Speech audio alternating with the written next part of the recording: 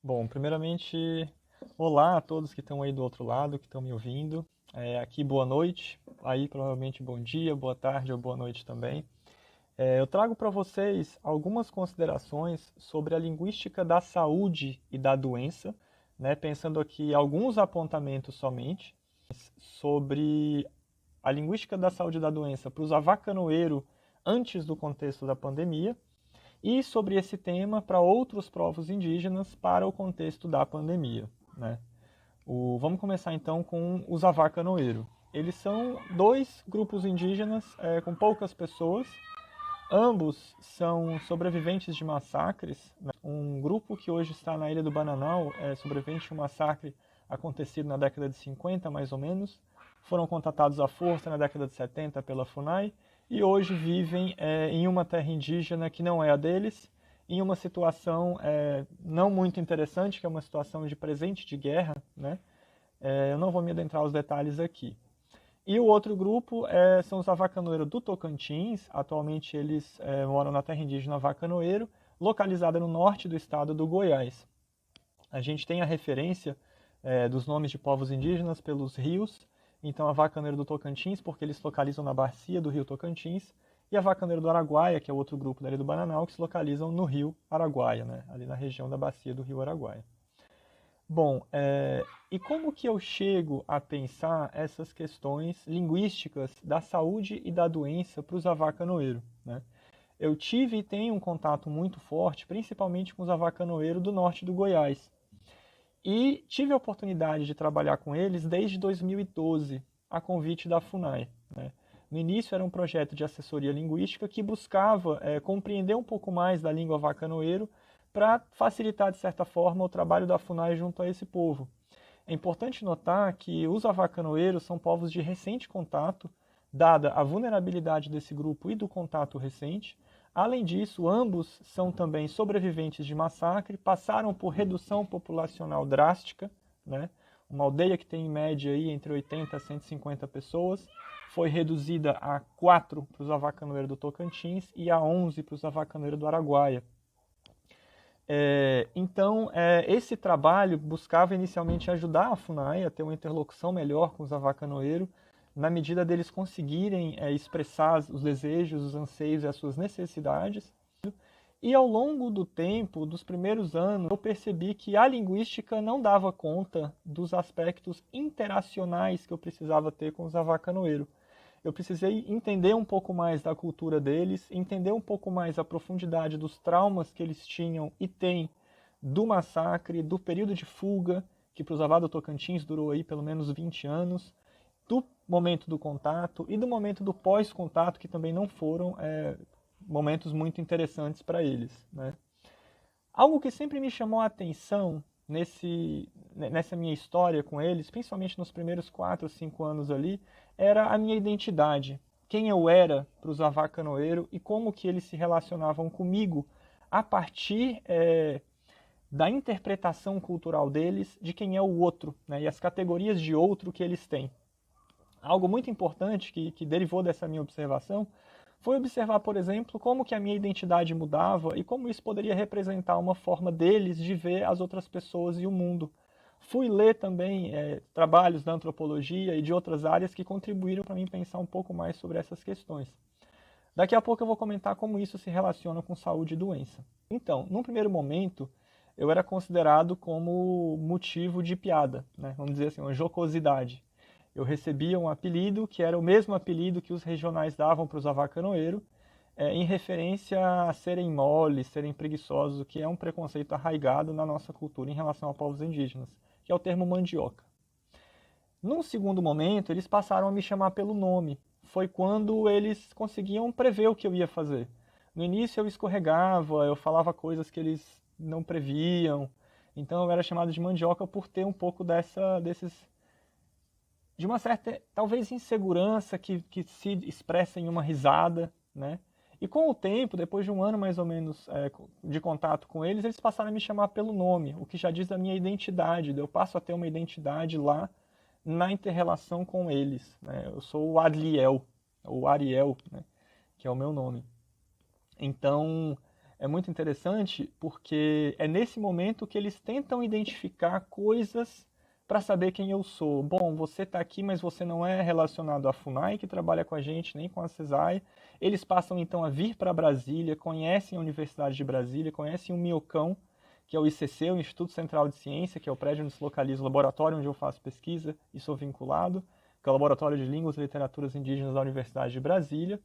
Passam então a chamar o prédio de Minhocão e me relacionar a Minhocão, né, a universidade. E algo muito interessante acontece quando eu passo a acompanhar os avacanoeiros em internações hospitalares, que foi uma cena de uma técnica de enfermagem que, brincando, perguntou para o único homem remanescente do contato avacanoeiro do Tocantins se eu era filho dele, né? Fisionomicamente a gente não tem muita semelhança. E aí ele riu, porque ele viu que era um motivo de piada e falou, não, esse aqui é o meu amigo. E ele falou em português, ele falava um pouco em português, algumas coisas. E aí eu fiquei com uma pulga atrás da orelha para tentar entender qual é o significado de amigo na língua avacanoeiro, né? E como que eu poderia entender isso melhor, né? Aí eu encontrei um artigo muito interessante do Uirá Garcia, que é um antropólogo, esse artigo é de 2015, que ele vai trabalhar também nesse tema sobre como que os avaguajá, localizados lá no norte do Maranhão, interagem entre si. E um aspecto interessante é que a língua deles também é da família Tupi-Guarani. Então tem alguma similaridade, de certa forma, com a língua avacanoeiro. E aí eu fui tentar interpretar, entender essas questões que eu passei com os avacanoeiros a partir da língua avacanoeiro. Eu achei questões muito interessantes. Por um lado, a gente tem as relações de parentesco. Os avá entre si, eles se relacionam por meio dos termos de parentesco. Minha mãe, minha tia, meu filho, meu irmão mais novo, meu irmão mais velho, por aí vai. Quando eles não são parentes, vamos dizer assim, dessa família estendida, a gente vai ter uma relação com um outro.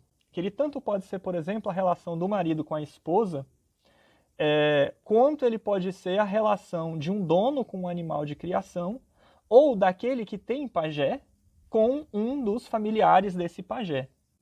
Né? A gente sabe que essa tradução de mundos, que é a função do pajé, é fundamental para os indígenas da América do Sul. Tem certa semelhança com o xamanismo da América do Norte, por exemplo, mas tem as suas diferenças também. E aí eu me vi nessa relação dos avacanoeiros mais pajés comigo. Por quê? Aí eu fui tentar entender as categorias de pessoa. Os avacanoeiros são alma, né, gente de verdade. E eu sou um maila, né, um pele branca, do grupo daqueles que matou eles e massacrou eles no passado. Então, para eles terem uma relação comigo, eles não estão tendo uma relação com pessoas como ele, gentes como ele, da mesma natureza. Eles estão tendo uma relação com um outro, e esse outro é o qual eu me incluo. Essa é uma relação potencialmente tensa, potencialmente hierárquica, onde tem muita raiva presente, que é a raiva que está presente na memória deles, nas memórias traumáticas dos Maila que mataram eles todos, né? Que é uma fala muito presente, por exemplo, da Mátia, que é uma avacanoeiro mais velha, que ela fala que o branco matou tudo, não sobrou nada, né? Até porque 7 sobreviveram ao massacre, 4 sobreviveram para fazer o contato depois. Então eu fui tentar entender o que significaria amigo nessa relação entre o pajé e eu, um familiar desse pajé.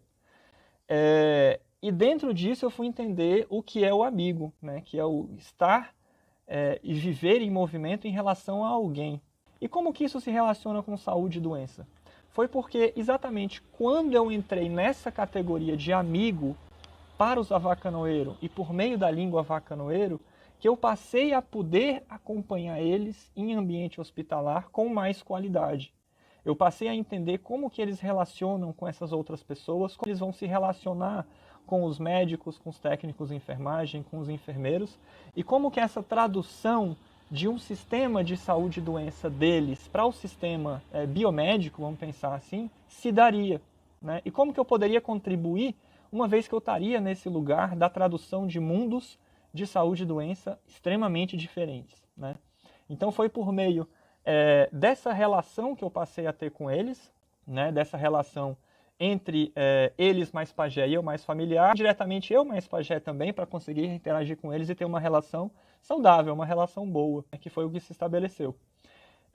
Eu então acompanhei eles em tratamentos de pneumonia, de tuberculose pleural, de câncer em vários estágios, principalmente um, né, que é o Tilgo Chalgoga, que é como a gente chama ele depois do falecimento. Ele faleceu em 2017. Eu conheci ele lá atrás, em 2012, a gente trocava ideia, conversava junto, saía para as caminhadas, era uma presença constante quando eu estava na aldeia e quando ele estava em outros lugares, como Goiânia, como Brasília. Era uma relação muito, muito interessante. E aí, nesse contexto médico-hospitalar, eu pude perceber várias outras coisas que na terra indígena eu não conseguia perceber, que era como que se expressava, então, essas questões de saúde e doença. O que é estar saudável e o que é estar doença, quais são as causas possíveis. E o que eu vou trazer para vocês é um pouquinho, né? Aquilo que eu consegui perceber na interação com eles. Eu não almejo aqui representar um sistema inteiro de saúde e doença, ainda mais porque a gente sabe que culturalmente a cultura ela é atualizada a cada geração e coisas mudam ao longo de gerações, e uma geração pode mudar também dependendo das experiências. Então, bom, uma coisa que me chamou muita atenção foi a importância dada ao frio e ao calor. A gente sabe que isso é presente em várias culturas humanas, a importância do frio e do calor. A gente tem, por exemplo, a Ayurvédica na Índia, a gente tem várias outras culturas na Europa que são necessárias essa relação do frio e do calor, mas para os Avacanoeira eu achei uma coisa muito, muito interessante. Para eles, o calor é inerente ao corpo humano e o frio não, né? Isso linguisticamente é marcado, essa diferença na língua avacanoeira. E aí, se a gente faz um tipo de atividade que aumenta muito o calor do teu corpo, é equivalente a tu estar doente por excesso de calor. Então, por exemplo, se eu vou trabalhar na roça a manhã inteira, eu vou precisar esfriar o meu corpo com uma medida terapêutica para equilibrar a quantidade de calor no meu corpo. Então eu vou, por exemplo, tomar um banho de rio. É interessante notar que esse banho de rio não é para tirar mau cheiro, passando aqui com o nosso banho, né, na nossa cultura ocidental no Brasil. Lá é mais para regular a temperatura corporal. Por outro lado, o frio ele é perigoso. O causador de frio para os avacanoeiros é o Tiramana, que é o espírito avô, o jacaré. Esse jacaré é uma entidade que entra no teu corpo como frio, a sensação que o sintoma dessa entidade é o frio. É um frio que se instala, é um frio que não sai. Ele causa, além do frio, perda de movimento e paralisia. É diferente, por exemplo, de uma dor muscular que tem o sintoma de calor, e aí a gente trata com frio. É diferente de uma luxação, né? Que quando a gente bate fica inchado. Isso também tem sintoma de calor, a gente trata com frio. Agora, o frio, que pode vir do Tigamana, ele depende de uma terapia de calor, com defumação, com brasa, com cachimbação. E, no caso do tratamento de câncer, com formas alternativas de expulsar o Tiramana, que era a grande expectativa dos avacanoeiros em relação ao tratamento dos Maila. Bom, os Maila têm um hospital grande, um hospital forte. Eles vão conseguir expulsar o Tiramana do Tilgo Chalgoga. Não foi o que aconteceu, mas várias foram as coisas que foram possíveis. Por exemplo, uma das terapias que ele fez era uma terapia de calor, que é uma radioterapia. A radioterapia nada mais é do que uma exposição localizada a um tipo de feixe de raios que vai esquentar, de certa forma, internamente essa região, propiciando então que células de câncer não cresçam e diminuam de tamanho, né? O que ele ia sentir como sintoma é queimação, por exemplo. Esse feixe, esse rádio da radioterapia, precisou passar na região da garganta. Então ele conseguia sentir a garganta arranhada como se tivesse queimado. Para ele, então, ele confiava que esse era uma terapia coesa com o sistema dele, uma vez que para ele é o Tiramana que está causando tudo aquilo que ele está sentindo. Câncer não faz sentido. E não teria como fazer sentido porque vem de um outro sistema de concepção de saúde e doença, né? Quando a gente fala de câncer, a própria nossa ciência não sabe muito bem o que é câncer. A gente diz que seriam mais de 100 tipos de coisas diferentes, derivadas muito provavelmente da reprodução das células, que ao longo de um tempo elas vão se reproduzir com algum tipo de defeito no DNA, e células que conseguem, de certa forma, ter uma autonomia dentro do nosso organismo e crescem e se desenvolvem e se espalham para os outros órgãos, tendo então o que a gente chama desse câncer que se espalhou, um câncer maligno, né? Tio Thiago chegou a ter um câncer em estágio mais elevado, não resistiu, mas a minha função lá o tempo todo era tentar fazer essa tradução do sistema de saúde e doença dele para o sistema de saúde e doença biomédico do hospital. Isso foi necessário porque o aprendizado da diferença de concepção não teria como ser feito em tempo hábil. Ele já estava extremamente debilitado por conta da doença que ele teve e o que ele precisava naquele momento era exatamente conforto. Ter um pouco da cultura e da língua dele naquele ambiente extremamente estranho e estrangeiro, né? Cheio de mailas que já causam todo esse desconforto porque lembra do massacre que aconteceu. Junto com isso, e essa concepção de saúde e doença relacionada ao frio e ao calor nesses pontos que eu trouxe, eu queria pontuar alguns outros elementos que são muito interessantes e se relacionam a isso para os avacanoeiros. Se o frio, esse sintoma vem da sintomatologia do Tirâmana dentro do corpo, quando o tio Thiago estava, por exemplo, em uma enfermaria à espera de vaga para ir para um quarto, ele estava ali à espera, essa enfermaria com mais de 10 pessoas é um lugar com ar-condicionado muito forte. Então, qual era a consequência disso para ele? Fazer com que ele sentisse que ele ia morrer a qualquer momento. Aquele frio forte do ar-condicionado para ele não vinha de ar-condicionado, vinha do Tirâmana. Era o Tirâmana que estava ficando mais forte dentro dele e, consequentemente, ele iria morrer. Esse foi um argumento cultural que eu precisei trazer para o pessoal da secretaria do hospital e fazer com que a gente conseguisse, em menos de um período, transferir ele imediatamente para o quarto, na frente de todas as pessoas que estavam ali à espera, né? Um dado importante em relação a isso é que o SUS ele atende os indígenas com o princípio da equidade, né? De levar em consideração que eles são povos minorizados e com um grau de vulnerabilidade diferente, importante em relação à população regular do Brasil, vamos dizer assim.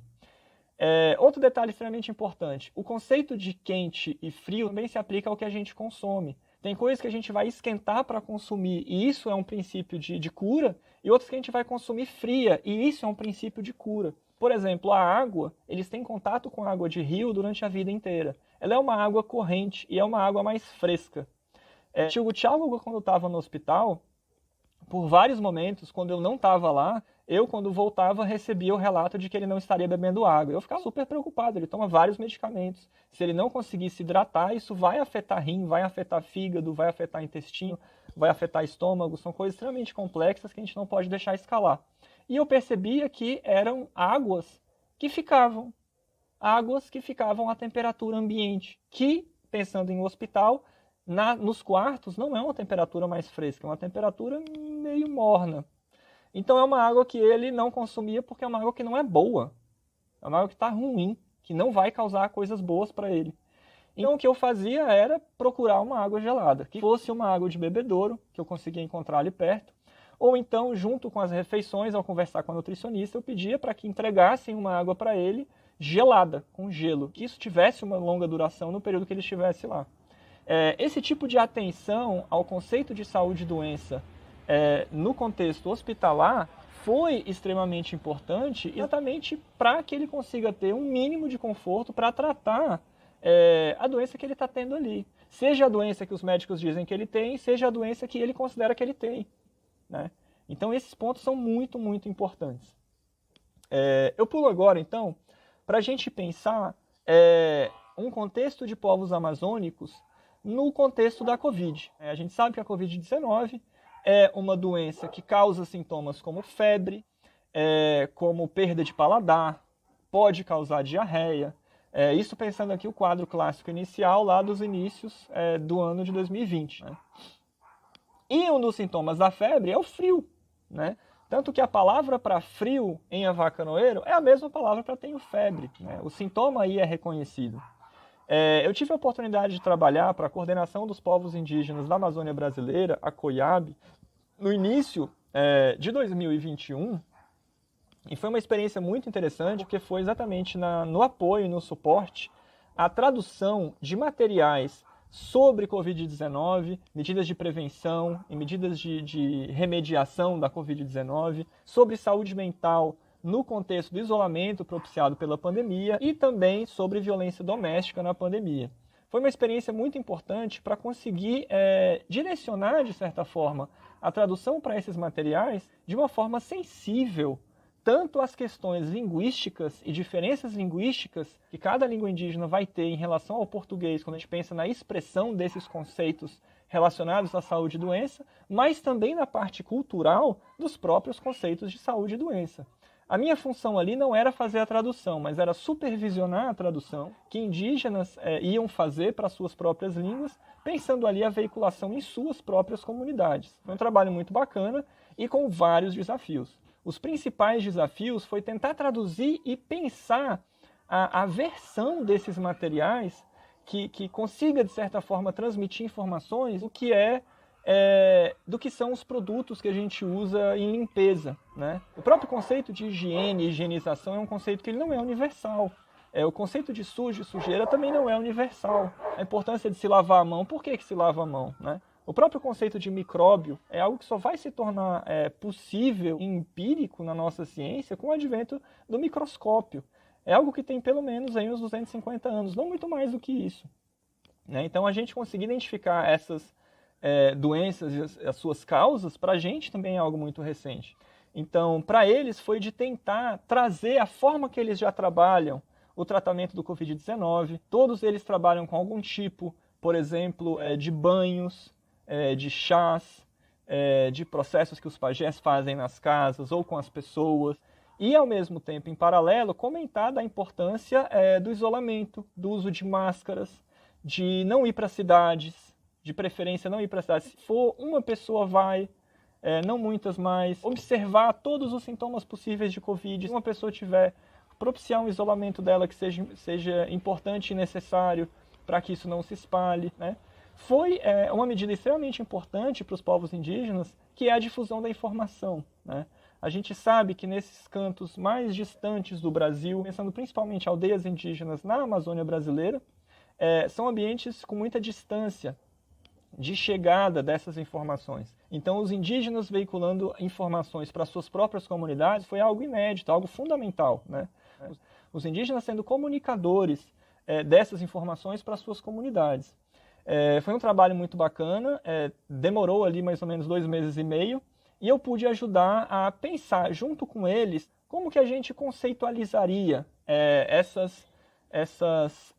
esses instrumentos, essas ferramentas, esses materiais que são distantes, como que a gente explica o que é uma máscara, como que a gente explica o que é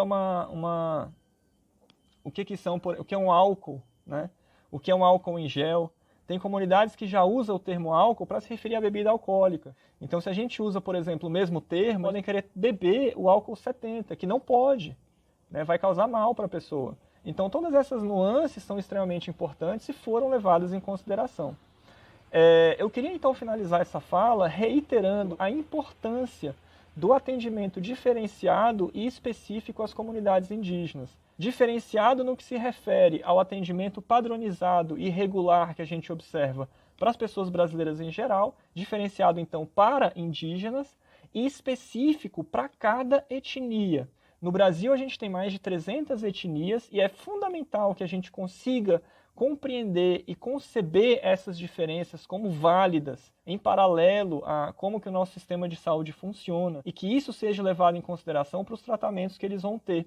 Isso está previsto na Constituição, mas a Carta da Lei não é garantia que isso vai ser executado.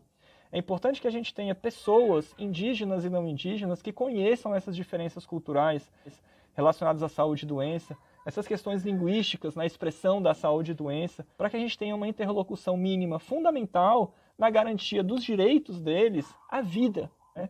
A gente está falando aqui do direito à vida, principalmente pensando em uma pandemia, que a maioria dos mais velhos não resistiram à primeira onda do Covid, porque a gente teve 3 meses no Brasil para repensar o planejamento, pensar um planejamento estratégico no tratamento à Covid, que foi negligenciado. O preço disso para os povos indígenas foi extremamente alto, porque o receptáculo da cultura e da língua nas versões mais conservadoras são os mais velhos, são as lideranças. E essas são as pessoas que partiram quando a gente teve a pandemia chegando aqui no Brasil. Então eu queria trazer esses pontos, queria agradecer a oportunidade e me disponho a esclarecer